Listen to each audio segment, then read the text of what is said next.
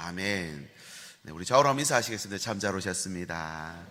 네, 시작이 중요합니다. 오늘 이렇게 결단하고 또 특별 새벽 기도의 자리에 나오신 여러분에게 하나님의 넘치는 복이 우리 삶 가운데 임하시길 바라고, 제일 큰 복은 뭘까요? 한 영혼을 주님께로 인도하는 이 가장 큰 복이 가정 안에 또 삶 속에 가득하길 예수님의 이름으로 축복합니다. 공감이 중요한 시대입니다. 공감. 그 사람의 마음을 알고 내가 말하면요, 그 사람의 마음을 얻을 수 있습니다. 또 우리 자녀들이 부모의 마음을 알아주면요, 철이 듭니다. 그래서 부모의 마음을 아는 자녀는 부모의 마음을 기쁘게 할 수 있습니다. 성도들도 마찬가지입니다. 우리 하나님 아버지의 마음을 안다면은 우리가 하나님이 무엇을 원하시는지를 하게 되고, 또 그 일을 함으로 인해서 하나님 나라의 영광을 더 멋지게 나타낼 수 있는 줄 믿습니다. 하나님의 가장 원하시는 게 뭘까 생각해 보면, 잃은 양을 찾아서 돌아오는 것이 가장 하나님이 기뻐하시는 일이 아닌가 싶습니다. 세상에 바쁜 일 많습니다. 월요일 또 이렇게 시작하면서 오늘 하루도 얼마나 바쁜 일들이 우리 앞에 기다리고 있습니까? 그러나 그럼에도 불구하고 하나님 아버지의 마음을 알고 그 마음을 품고 살아가는 인생과, 그걸 전혀 모르고 자기 알아서 자기 마음과 생각대로 살아가는 인생과는 전혀 다른 목적지에 도달하게 될 것입니다. 이번 한 주간 고백, 하나님께로 돌아가자라는 그런 마음을 가지고 우리가 이 시간 새벽 기도도 드리고 또 이웃도 초청하려고 합니다. 우리의 마음이 하나님께 부디 닿아서 하나님의 놀라운 은혜가 우리 삶 속에, 또 이번 한 주간 삶 속에 가득하시기를 예수님의 이름으로 축복합니다. 오늘은 목자에게로 라는 주제입니다. 목자, 하나님을 나는 목자다 라고 말씀하시죠. 목자의 마음은요, 어디에 있을까요? 그 목자의 마음은 잃은 자에게 있다는 것입니다. 15장 2절 말씀 보겠습니다. 이 사람이 죄인을 영접하고 음식을 같이 먹는다 하더라.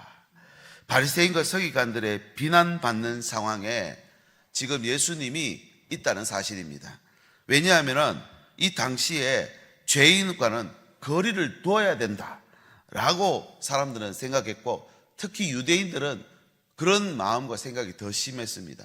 죄인과는 절대로 밥도 같이 먹으면 안 된다. 그 사람들과 상종하면 안 된다. 심지어 이방인들은 지옥의 불쏘시개다. 그래서 그들을 얼마나 멸시하고 천대했는지 모릅니다. 그렇게 취급하던 상황에서 예수님은 그 사람의 집에 들어가서 음식을 같이 먹는다는 것입니다. 당시 유대 문화에서 이런 모습은 단순한 친절이 아닙니다. 너와 나는 하나다 라고 하는 연대를 의미하는 거거든요. 그런데 예수님의 이 행동을 하니까 바리새인과 서기관들이 비난하기 시작한 것입니다. 그때 예수님의 대답이 이렇습니다. 4절, 너희 중에 어떤 사람이 양 100마리가 있는데 그 중에 하나를 잃으면 99마리를 들에 두고 그 잃은 것을 찾아내기까지 찾아다니지 아니하겠느냐. 여기 중요한 단어가 잃다라는 단어와 찾다라는 단어입니다. 잃다는 단순히 길을 잃었다라는 말이기보다는 멸망하다, 관계가 끊어졌다, 소속이 사라졌다, 이런 뜻입니다. 우리 자녀들이 만약에 잃어버리게 되면요, 정말 너무너무 힘들고 어렵겠죠. 놀이공원 갔는데 잠깐 여기 기다려 하고 갔다 와버리기가 없는 거예요. 그러면요, 하늘이 무너지는 것입니다. 그 잃었다라는 뜻입니다. 양은 절대 홀로 생존할 수 없습니다. 사람이 하나님을 떠난다는 것은 단순한 위치 문제가 아니라 생명의 근원을 잃어버린 상태를 말합니다. 찾다라고 하는 이 원문은 찾을 때까지라는 뜻을 갖고 있습니다. 애타는 사랑이죠. 부모님이 자녀를 잃어버리면 찾을 때까지 다닙니다. 해가 떨어져도 상관없습니다. 하루 이틀 지나도 상관없습니다. 미아 찾기, 옛날에는 우유팩 뒤에다가 이렇게 잃어버린 사람, 근데 자세히 읽어보면 10년, 20년, 30년 전에 잃어버린 사람도 아직 찾고 있더라고요. 그게 찾는다는 뜻입니다. 여러분, 하나님 포기하지 않으십니다. 우리의 삶이 아무리 어두워도, 아무리 멀리 떠나 있어도 하나님은 찾을 때까지 포기하지 않는 줄 믿으시기 바랍니다. 저와 여러분의 기도 가운데 있는 자녀들도 하나님 포기하지 않습니다. 또 우리 삶 속에 하나님이 함께하라고 보내주신 지체들, 또 우리가 사랑해야 될 이웃들, 하나님 포기하지 않는다는 것입니다. 만약 목동이라면요, 99마리 양 중에 한 마리 정도 소실할 수 있습니다. 손실 처리하면 됩니다. 목동이라면. 목자는 안 됩니다. 목자는 양을 내가 잘못 인도했구나, 양에 대한 생명을 그가 책임지는 것이죠. 목동은 일의 결과로 평가를 받지만 목자는 관계로 기억됩니다. 목동은 시키는 일만 하지만 목자는 맡은 생명을 책임집니다. 목동은 얼마나 많이 모였는가 보지만 목자는 그 한 사람의 눈물이 닦아졌는가, 그걸 보는 것입니다. 이렇게 목자의 마음은요, 99을 양우리에 있다 하더라도 그 들에서 헤매고 있는 그 한 마리에게 가 있다는 사실입니다. 이 장면이 예수님 자신의 그 모습을 잘 보여줍니다. 지난 주간에 이 묵상집, 가을 새벽기도 묵상집을 다 배포해 드렸습니다. 이번 한 주간 그 묵상집을 새벽에 들었던 말씀이 기억나지 않을 수도 있고요, 또 일이 바빠서 참석하지 못하실 수도 있습니다. 그래서 이 내용을 여러분들에게 다 나눠드렸습니다. 집에 있을 때나 또 버스를 탈 때나 아니면은 여유가 있을 때 꼭 내가지고 함께 온 교회가 마음을 모으면 좋겠습니다. 온 교회가 마음을 모으고 목자의 마음을 생각할 때에 하나님은 오늘 또 우리에게 하나님의 잃어버린 양들을 붙여주시고 보내주시는 것입니다. 그래서 묵상집 1일차 1번 관찰 방금 보여드렸죠. 예수님은 세리와 죄인들과 함께 하셨고 종교 지도자들은 뭐 했다고요? 비난했습니다. 이런 양을 찾아 나선 목자는 99마리를 들에 두고 그럼에도 불구하고 한 마리를 찾아 나선다라는 이야기죠. 그 내용에 보면은 해석과 질문과 나눔, 그리고 실천하기, 기도하기까지 다 들어있습니다. 여러분 한 주간 동안 이 묵상집을 하루하루 묵상하면서 하나님의 마음을 품으면 좋겠습니다. 하늘 영광 버리고 한 영혼 구원하시기 위해 이 세상이라는 광야로 오신 그 아버지의 마음, 오늘 또 그 잃은 양을 찾고 있다는 사실, 때로는 고난이라는 상황을 허락하십니다. 또 말씀을 음성으로 허락하시고요, 누군가의 위로와 눈물을 서로 주고받게 하시며 아버지의 마음을 깨달아가는 것입니다. 인생은 뭐냐? 우리가 왜 인생을 이렇게 살아가게 되느냐? 자수성가하라고, 자아실현하라고 준 것이 아니라 아버지의 마음을 오늘 하루 더 알아가는 것입니다. 그걸 알고 그것을 이해하게 될 때 결국 하나님이 하시는 그 놀라운 역사를 이해할 수 있게 되고 나도 그 역사에 동참하게 되는 것이죠. 여러분, 고백, 돌아가는 것입니다. 오늘날 세상은 이런 것보다 만드는 것, 새로운 것 더 중요하게 생각합니다. 그래서 집에 보면요, 쓰지 않는 어떤 전자기기들이 많습니다. 왜냐하면 옛날 거거든요. 오늘 또 새 거 나오니까 옛날 거는 뒤로 넘겨놓는 것입니다. 그러나 교회는 이런 사람 찾는 것입니다. 교회는요, 조직이나 회사처럼 효율 내고 성과 내는 곳이 아닙니다. 교회는 양육하는 곳입니다. 목양하는 곳입니다. 이걸 반대말로 하면 어떻게 될까요? 교회는 배양하는 곳이 아닙니다. 배양이 아니라 정말 목양을 해야 돼요. 목양. 그리고 교회는 사육하는 곳이 아닙니다. 양육하는 곳입니다. 사람들을 바라볼 때에 저 사람은 내가 얼마나 나한테 도움이 되고 얼마나 이익이 된다, 손실이 있다 없다, 이것이 아니라 이렇게 많이 모여 있어도 한 영혼이 지금 바깥에서 울고 있으면 그 영혼에게 마음을 주는 것이 아버지의 마음이고 목자의 마음이라는 사실입니다. 여러분, 오늘도 이런 양에 대한 마음이 우리 가운데 충만할 수 있기를 바랍니다. 그 이런 양에 대한 마음이 생기면 찾아낼 수 있게 되는 것이죠. 두 번째는 찾아내는 자입니다. 찾은 자에 대한 마음이 여기 나옵니다. 5절 6절 또 찾아낸 즉, 같이 읽어볼까요? 시작. 즐거워 어깨에 메고 집에 와서 그 벗과 이웃을 불러 모으고 말하되 나와 함께 즐기자. 나의 잃은 양을 찾아내었노라 하리라. 아멘. 잃은 자를 찾았는데 찾아왔는 그 양에게 비난 안 합니다. 왜 그랬느냐, 왜 나갔느냐 원망하지도 않습니다. 그저 기뻐하며 어깨에 메고 돌아오죠. 길 잃은 한 마리 양을 찾다가 얼마나 많이 헤매고 다녔겠습니까? 길로만 다녔을까요? 아니요. 가시덤불도 헤쳤고요, 그리고 담도 뛰어넘고 언덕도 뛰어넘고 구르기도 하고 또 가시덤불에 손에 상처가 나기도 하고 그랬겠지 않겠습니까? 그 양을 어깨에 메고 돌아오는 목자의 온몸은 상처투성입니다. 먼지투성입니다. 정말 그 양을 눈에 불을 켜고 쳐야 되니까 눈도 빨갛게 충혈되지 않았을까 싶습니다. 그러나 목자는 그 상처를 아랑곳하지 않습니다.